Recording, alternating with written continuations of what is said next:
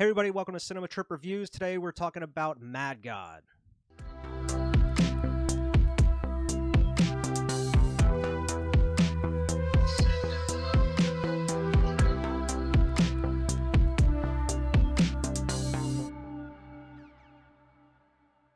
Welcome to Cinema Trip Reviews.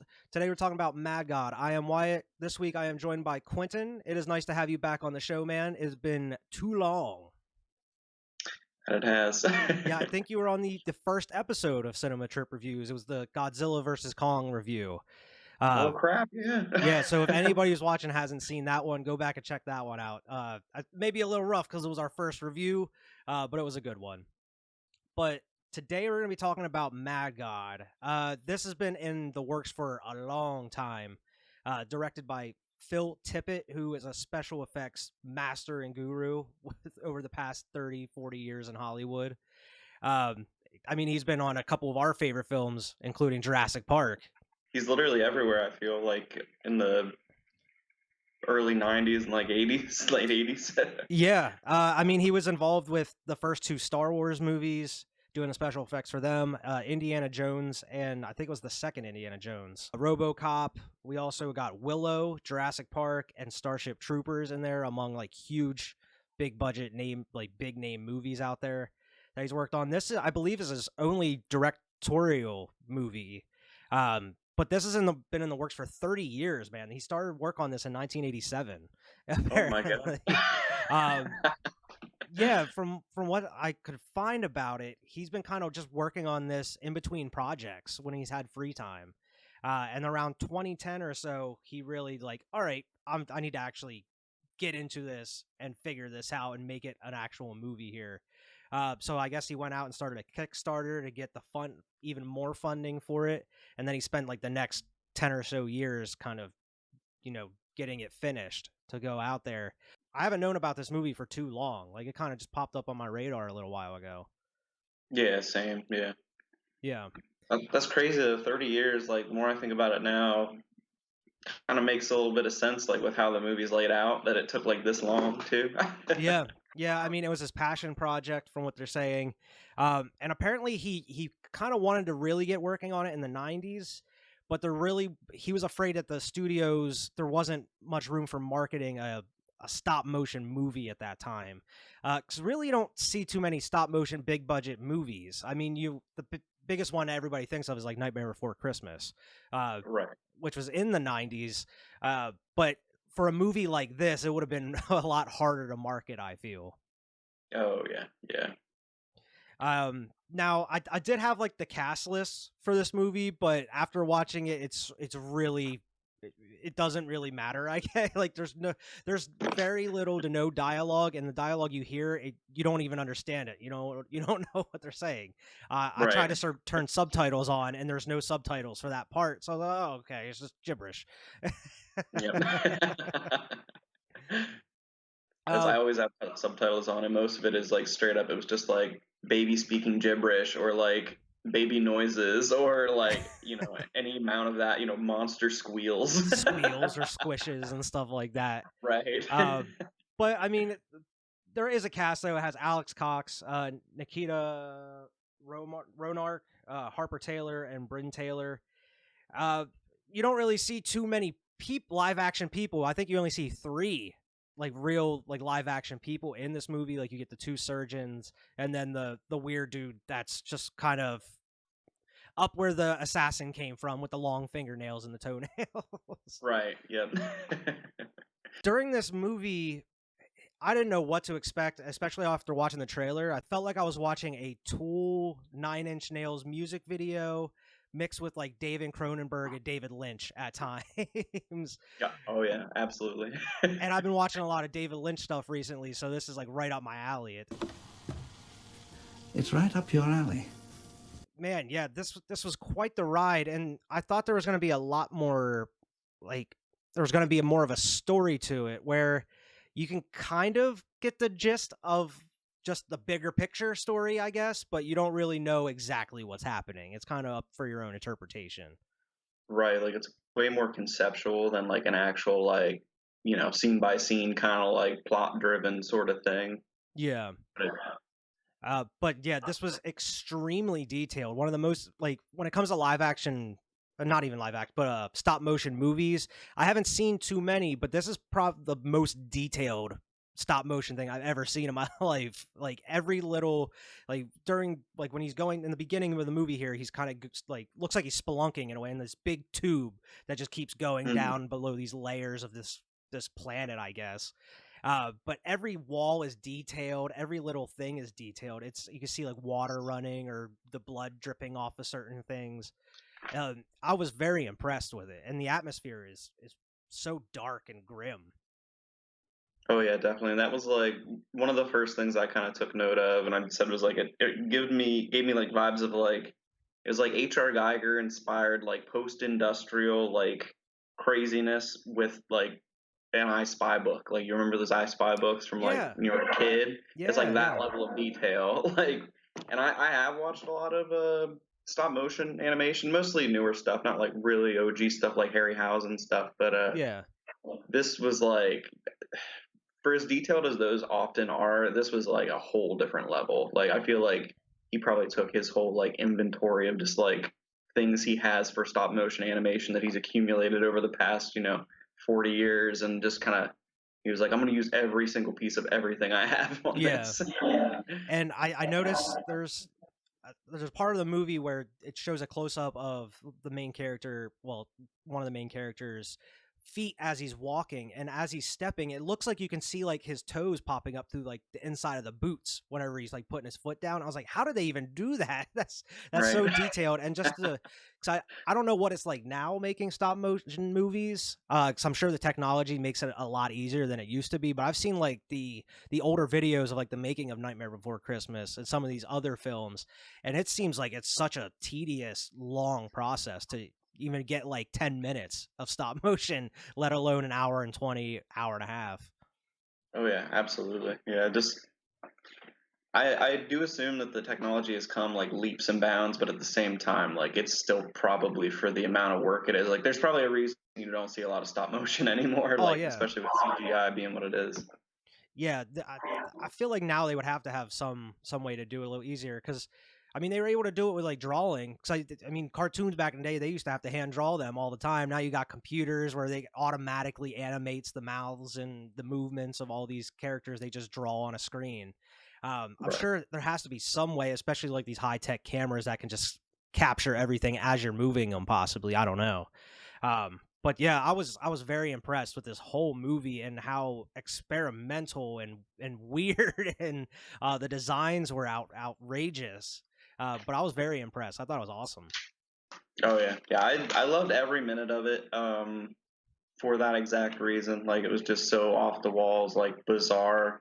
Oh Like I yeah, like I didn't know what was going on most of the time. Like I think the most cohesive parts that it was because it's like each different kind of like part or like setting I guess did sort of have a sort of running theme to it, but still like it was just so like I said like kind of conceptual and like vague about what is actually going on that it's kind of hard to really say. But yeah. The movie, it just feels like a bunch of different little clips, like set pieces, just to kind of show off that he's built throughout 40 years. It's like, well, maybe I started with this and then this and then this, but it's like you're going from one place to another very quick.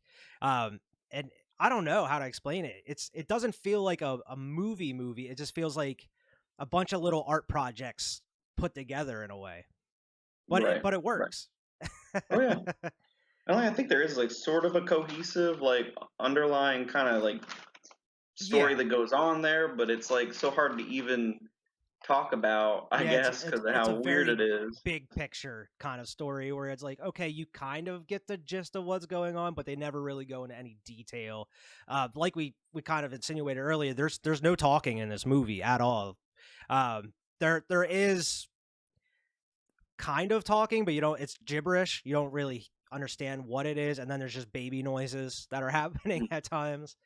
Uh, Right. but you never really know what's going on. I mean, the most you get is at the beginning, they show you like Leviticus 26, 27, and like 33 talking about like, you know, they'll come for you and burn down your villages and take your people or whatever. It's Right. yeah, and that's after like it opens up with just this huge tower. It reminds me of the tower in like the windmill in like Frankenstein or something. It was kind of very old school, and they have like these villagers around there with people wrapped up like around a spiral staircase in front of this huge like setting sun with this storm rolling in. Great way to start the movie, because that storm just kind of takes over everything, and then boom, Mad God. Bob Levin's like, okay, what does that mean? Where are we going? Where are we going? It does set the tune super well, the tone. Yeah. And then you get like the Leviticus, like the passages that they show you on there. And this next part, it shows you like what you're saying. It goes straight into like this industrial prison, and it's playing like this soft acoustic guitar over it. And I like the whole time as I was watching this, I was like, this would be a perfect like rock opera or something. Like you don't even have to have like vocals or lyrics or anything. Just have music setting the tone through this whole thing. It would have been great. Kind of reminded me of like Pink Floyd's The Wall there at the beginning with like the prison and stuff. See, now I've never seen The Wall, but that was like something as I was watching Mad God, I was like, this feels like something from like that era of like yeah. I have no frame of reference at all, but I was just like, kind of seems like that kind of weird craziness that just, you know, you would. Yeah, I mean, it's very similar to a couple of scenes from The Wall from what I remember. It's been a long time since I've seen it. But during The Wall, as you know, like it's playing Pink Floyd music, but then it's just like animation of like bombs dropping and like a war going on and stuff. Very similar to what this was, just not with like the Pink Floyd music. It just had like this very mellow acoustic guitar playing over everything. But at the beginning, you get like 10 minutes of just his little pod going down through all these layers of this, I don't want to call it Earth, but this planet, I guess, this land, right. wherever they're at. But you get like the industrial, all these pipes and stuff, and then it goes to like all these fossils and dinosaurs, and an alien, like this huge alien skull is in like the wall of this like underground like cavern. But and then you go into like a post-apocalyptic world, kind of like these stuff like destroyed buildings and just these empty streets. So it's like I have no idea how this planet works or wherever they're at. Right. I did feel like that whole segment then too is like, get the feeling that, you know, and without, I don't know if it was like so much like political statement so much as it was like sort of a societal kind of like take of like, you know, you get these, you know, disposable like people that almost look like they're these humanoid like hair people things. They're just like these clumps of hair into the shapes of people, it looks like. But yeah, like, they're like manufacturing them too.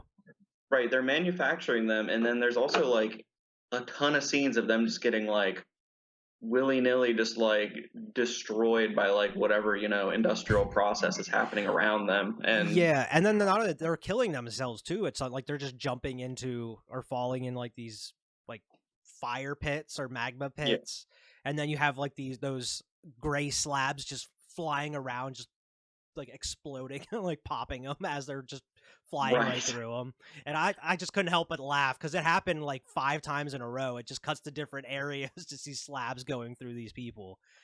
Right. But there's like a steamroller that goes over a couple of them. Like it's wild, man. But yeah, they're like manufacturing them out of like these like metal casings that are coming out of like this magma or whatever. It's odd. All of it's odd, but there's a lot more odd stuff in this movie than that.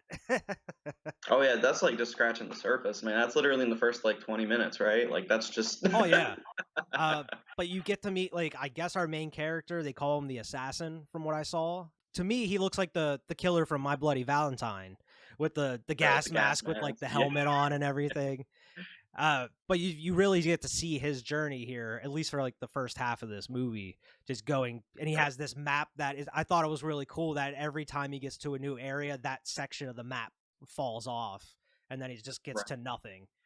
But you just see continuous, just crazy shit. Like that dude crawling out of the trash can and grabbing like that little monster, and then the huge monster just drags him out and starts chopping him up with that cleaver. That monster's design is incredible. Also, like it's just like it's so creepy with like the teeth, the big teeth. Yeah, yeah, like the human teeth. Oh, it's so weird. It's so unsettling.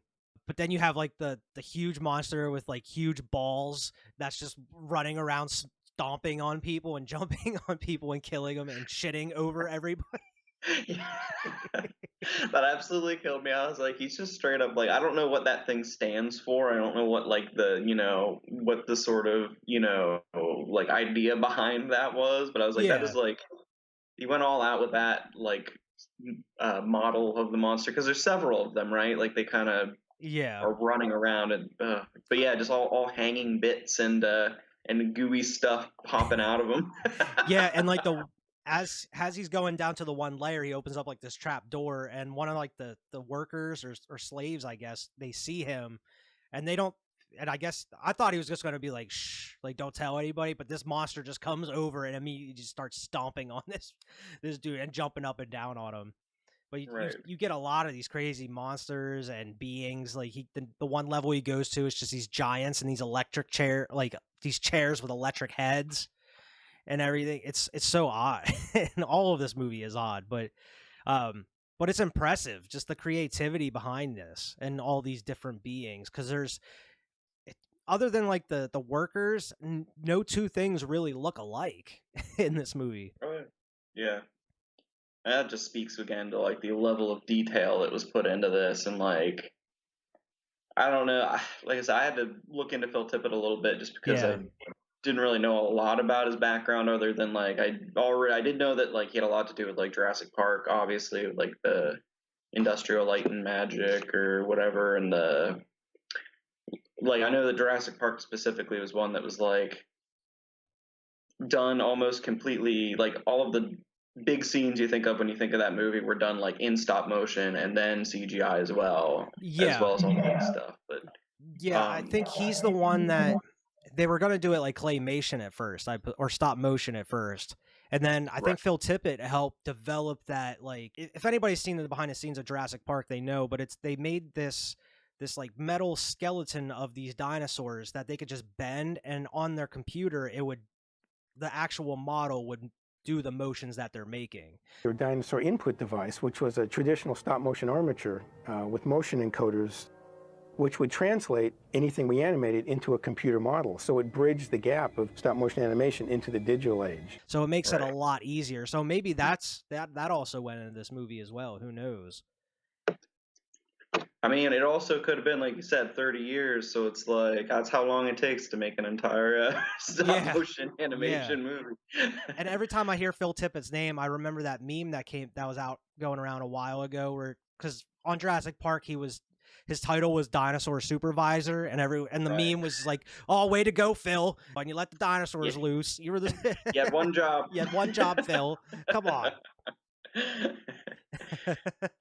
But just so much of this movie speaks more to, I think, just like I think his mind, like probably a lot of it is just like his take on the creative process, probably like his take on like just the artistic, like overall medium in general. But I did watch a little bit of there's a Vice video. It's called My Life in Monsters, but it's Phil Tippett talking about like, a lot of his career stuff, and he does talk a little bit about Mad God at the very end, and like I can just kind of do get that vibe that a lot of this is more just like, he's the Mad God in this, in this creative medium.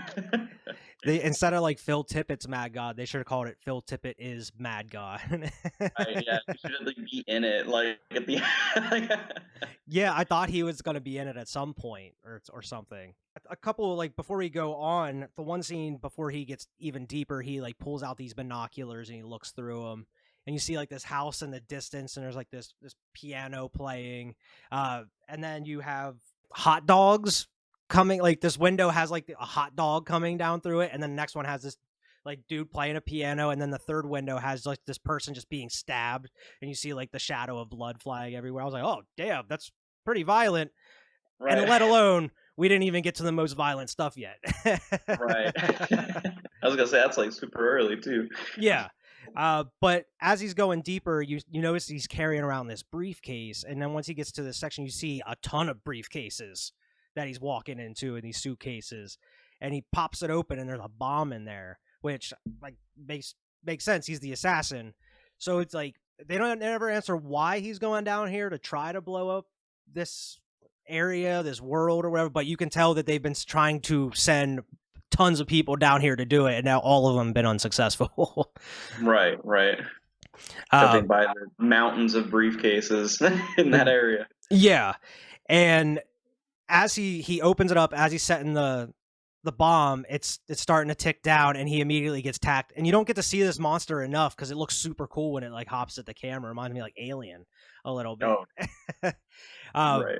But yeah, like the bomb like malfunctions and it stops like 5 seconds or like a couple seconds before it's about to explode. And then it begs the question, what's going on in this world? Is time being reversed? Is it going forward? Maybe you get hints of it towards the end of the movie, I guess. But he gets captured, and then this is where you get like the actual live action doctors. They come in and they start experimenting on him. They like rip all of his clothes off. They like turn him into a mummy. He looks like he's bandaged all over with it, except his eye. You can see like his bulging red eye just looking around at different things. But yeah, this is the most like gory, gruesome part of the movie because they're just cut him open and they're just not even just precise surgically going in. This dude is like arms deep in this body, just throwing everything out. Right. And it's like organs and stuff at first, and then you get to like jewelry and like change and books and all this other stuff he's pulling out. Wads of cash. Wads of cash. And blood. And this dude's like, you can still see his eye like moving around, like he's still alive because he had like all these tubes and stuff into him before. I guess that's how they were keeping him alive. But it's like a good 5 or so 6 minutes of them just ripping stuff out of him. And that's the thing, is every scene you see here, it's because there's no dialogue, each one's drawn out. Like there's a couple scenes in here I was like, it works, but then there's other ones where I was like, all right, come on, like let's go to the next one. I'm ready to move on to the next part. Or because it's just sometimes it's just people walking, or I don't know, where I'm used to it, I guess, because of a lot of David Lynch's stuff is like that, where it's just like extended scenes just for the sake of it. But overall, I like that goes into what I was saying before, where it's kind of just these extended experimental scenes of just, it's pretty much just showing, it's like an art house type movie in a way, just showing what went into this movie. It blows my mind that just a group of people sat down and made this movie. Like it's mind blowing to me. Right. Like, and whenever obviously, like, you know, whenever people make a movie, it's like they are physically making a movie, but when it comes to stop motion animation, they are like literally physically piece by piece, like moving and making the movie. Like, yeah. I do wonder sometimes, I wonder to the point of what you're saying about like some of the longer drawn out scenes, like just with how many details are in this movie, like how much of this stuff is just like, oh, it's just being drawn out because they want to show off like all this cool stuff, or how much of it is like, what are they trying to say? Like what's in the details in this scene that I'm missing? And like, I feel like this is the kind of movie I'd have to watch a couple times. Oh yeah, to really you have to. Some of those nuances. Yeah. Because as they're digging stuff out of this body, the assassin, they pull out like this alien baby that's just crying. It was like, well, what does that mean? Where did this come from all of a sudden? And it's obviously a big deal because the person just like immediately runs out with this baby and runs down the hallway. And then the other doctor just drills into his skull and then just inserts a camera, and it goes into the next part of the movie, which is like, is this a flashback or is this like the next part of the story? Because like we mentioned before, this goes into the like, I'm gonna call him like the overruler, I guess, where he has like the long nails and the long like toenails and stuff. He's just like running around, this old guy. But you have like this war zone that's going on. My guess is where he came from, like way up above. They never say what it is. But he's going out, and I guess this is the process of sending another assassin down, because he's like looking out at the battlefield, and then he runs down to like his table, and he looks under the table. He's like these 3 witches or hags that are sewing this map together. It looks like human skin or whatever. And they're so nasty. A lot of like like fates vibes from like the Greek myths or whatever. Yeah. And he just rolls up. They roll up that map and give it to him. He goes right down, and there's just this huge audience of Pete. There's another tube sitting there waiting for the next person. Grabs his briefcase and moves on out. So, but this dude looks different. He's a little bigger, it seems. Like, so I don't think this is the same person that we saw through like the first like 20-25 minutes. At least I don't think so. Well, and First I half didn't even of make the the movie. connection that it was maybe the assassin that was the one that was on the operating table there. But like Oh, you didn't now think that you, so? I just didn't make the connection, but you absolutely like that would make sense. And like if you go from there too, whenever they put that tube in his brain, like maybe this is a flashback scene that we're seeing, like you said. Yeah, Like, that's what I thought. Like this was him getting ready to actually go down to where he was, but when they send him down and he gets out of, he's like in an actual like destroyed city, like it was like a post-apocalyptic city. But he looks different. Like it's a different mask. It's like kind of a different helmet. He's a little like more portly. He's a little right, chubbier. But it seems like it's a different person. So it makes me think it's not a flashback. It seems like it's just the next person that's going down after this one was killed. right. But you get a lot of cool things. Like he just starts that like that little motorbike, and he's just like riding around on this little bike, and then he like hot wires the old car, and he's driving around in this car across like this desert, and there's like he drives through a big battlefield with like nukes Oh, going off in the distance and tornadoes flying around. But it's oh man, the atmosphere, and it's very cinematic too, and that's what I liked about this, because some of the stop motion stuff, it's not as like cinematic. It's very like up close, like this is what we're doing, but this is like it pans out, it holds on like these far landscapes of what you're seeing, and right. it really sets the scene for what you're seeing, because it goes to so many different areas of this movie, and it really wants you to take it all in. Right. And I think they probably achieved a lot of that through like well not only is, Phil Tippett like obviously like, master of his craft and has been in like the movie making scene for a while, but Yeah, like they also did a lot of mixed media too, and I think that probably helped. Like it wasn't all stop motion, yeah, obviously, because there's like, three people that are like actually kind of in the movie, but um like whenever the car is moving and stuff like that, like when he's driving the car, like I wouldn't call that necessarily stop motion, because I think a lot of that was just straight up just like they had a little car on like a diorama and they were yeah, just and like, they're okay, just driving it around. right. And that's why like I hope once, if this ever gets like a physical release, I hope there's actual special features of like some of the making of this, because I would love to see like the sets that they had made where they were Oh yeah, actually recording this on. that would be awesome. Yeah, where you can see like this little remote car driving around on this big set on the ground or something. It would be really cool to see. Oh yeah, But yeah, as he's driving through there, he gets to like this weird square spiral. It's not even a staircase; it's just a ramp that's going down, and it's so square where he has to kind of cut these corners as he's driving down.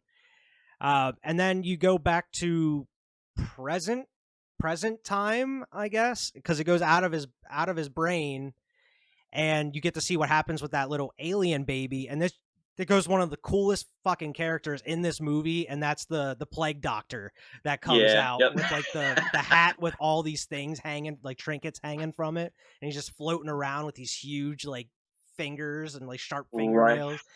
He's the coolest character in the movie, and that you really get to kind of sit with him the rest of the time. But you don't know what's going on, because this lady hands him this baby, and he just turns around and floats away.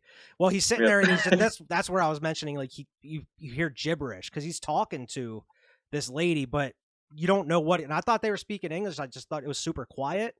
But I turned on the subtitles, and there's no subtitles at this point. It's just gibberish. But yeah, man, it's odd because it's going so many different places now. Like from here to the end of the movie, you don't know what the fuck's going on. Where before you're like, okay, I'm kind of following this a little bit, and now it's just out of control madness from here on. Yeah, it definitely gets a lot more disjointed after like those bits are kind of like over. Like, Yeah.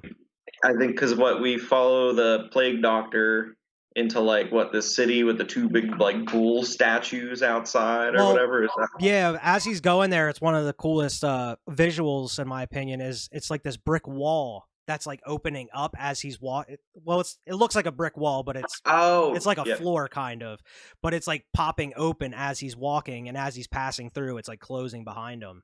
It looks really cool. But yeah, he gets to like that big like castle gate, it looks like, with these two bulls that are outside of it. And that goes into like the area where you meet like his Igor, his like assistant thing, where he's just like this weird, gross, I guess it's kind of a humanoid thing with like this weird, like deformed face. Right. I wrote down Beast Keeper as his like kind of like thing, because he's got like what he's like kind of the overseer, those two like giants with the freaking electric stuff on their faces. Yeah, and they're like fighting it out, and I thought it was like a cage match or something for their entertainment, but no, it was just like they were supposed to be shoveling shit the whole time, and they just started fighting, and he had to shock them to get them back to work. Right. But immediately, like as soon as he leaves, the one like they start shoveling this shit, and then the other one like gouges the other's eye out. Right, he like throws shit at him or something, like pokes him in the eye or something he, like, pokes that. him in the eye. But you're really seeing like the kind of the behind the scenes type stuff with like those workers that are just shoveling the shit, and then like the assistants like preparing in the lab and getting stuff ready. He's like looking through like the little microscope, and there's like a nuclear explosion in the microscope, and there's like a naked lady, like an old like 30s or 40s like flapper girl film that's in there at the one point. And then he like feeds, it's kind of a cool scene because it's a different direction, but he like feeds like those little worms or maggots to like his pets. But you get like an actual like vibrant, bright, colorful scene here, which is vastly different from the rest of the movie. And it's like these little creatures that he's feeding these worms to. I really dig that part, just because it was like such a super like such a drastic change in like sort of the presentation of the movie. It went from straight up just like dark, grotesque, like industrial, like gray stuff to these like super bright colors, and these two just like absolutely bizarre looking creatures just kind of like sucking up worms. Yeah, they just have like this just hole in their face, and the worm just goes straight through. And then you think it's a little like, oh, that's kind of neat or whatever, it's bright and colorful, and then he like lets his other pet out, and it comes in and just snatches one of them and just drags him down into this pit, and the other's just like, oh no, like, oh no. He literally says, oh no. Yeah, he literally says like, oh no. That should actually have me losing it.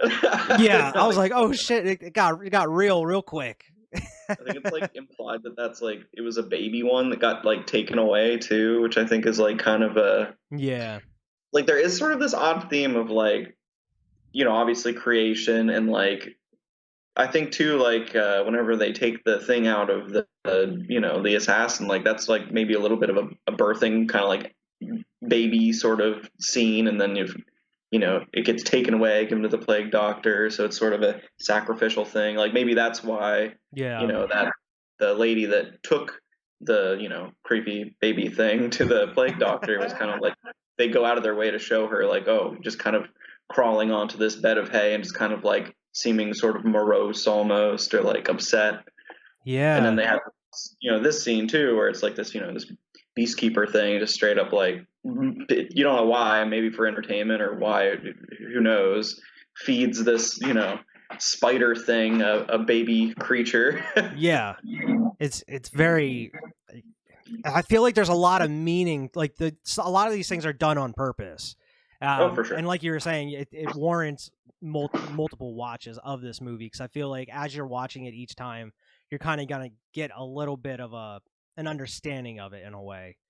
But we talked about like the assistant, the actual plague doctor comes back with that baby and meets his assistant, and he like puts it in this machine, and it crushes all the blood and like guts and goo out of it, and then he like mixes it with like this dust or powder and creates like an ingot, like a metal ingot out of it, I guess, or this metal brick. And then he like crushes it with like this weird powder, and he throws this powder into the furnace, which causes the Big Bang and creates panic, like a galaxy and planets and stuff. I got big like Space Odyssey vibes, honestly, from that whole... I had it written down. Like, this is totally 2001 Space Odyssey stuff right here. Mixed with, I know you haven't seen it, but there's Twin Peaks: The Return that came out in 2017.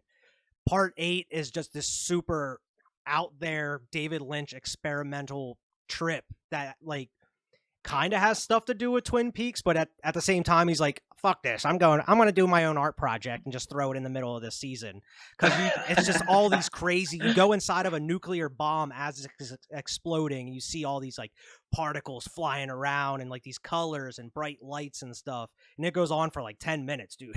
It's wild.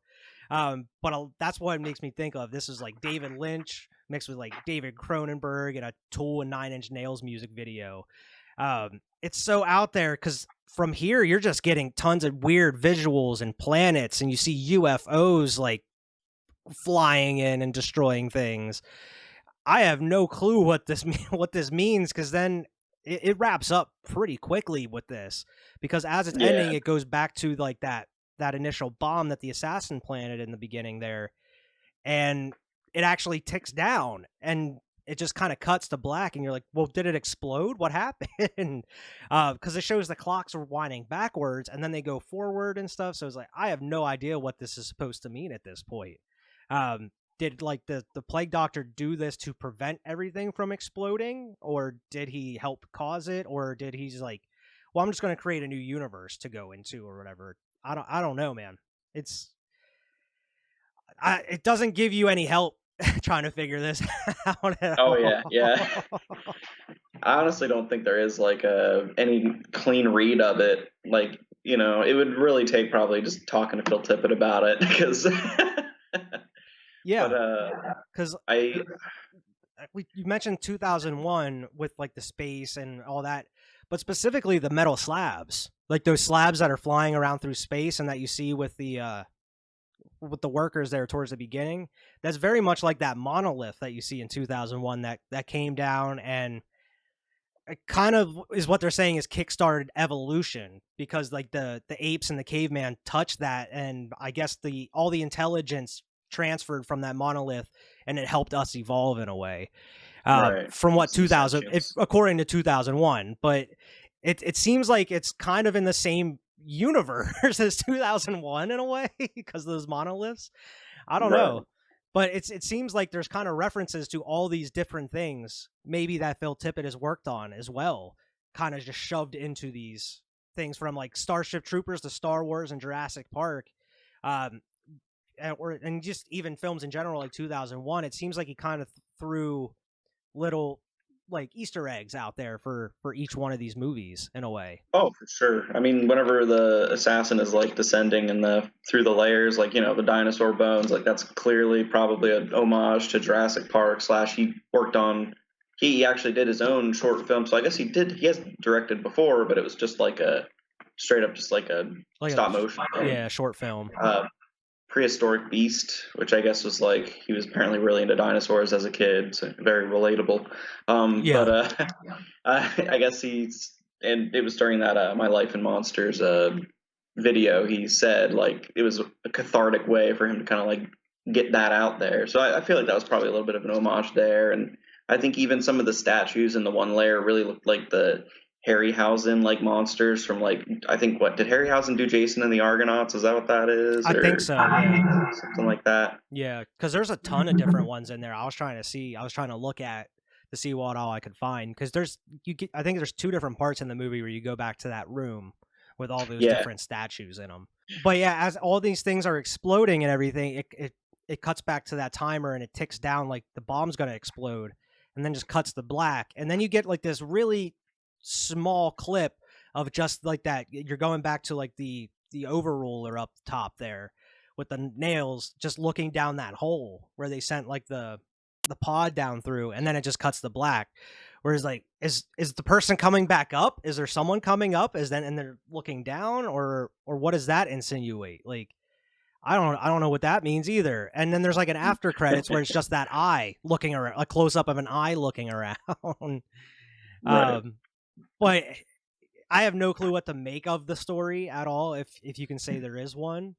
But all I know is I was super impressed by everything I saw in this, and just the all the work that it took to make this movie, I mean, 30 years is wild, and you could totally tell that he put his passion into this movie down to every little detail.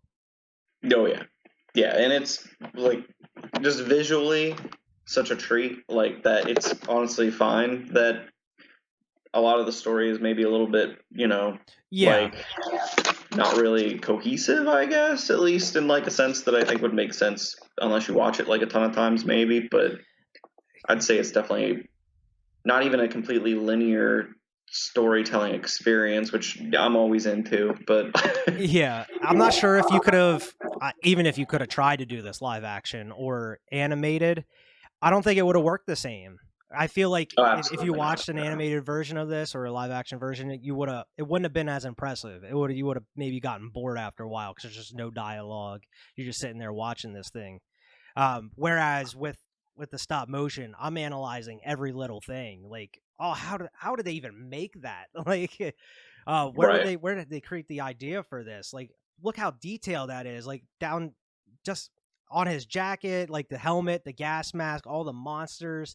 Like you see like sweat and goo dripping off of certain things and just water like going down these walls.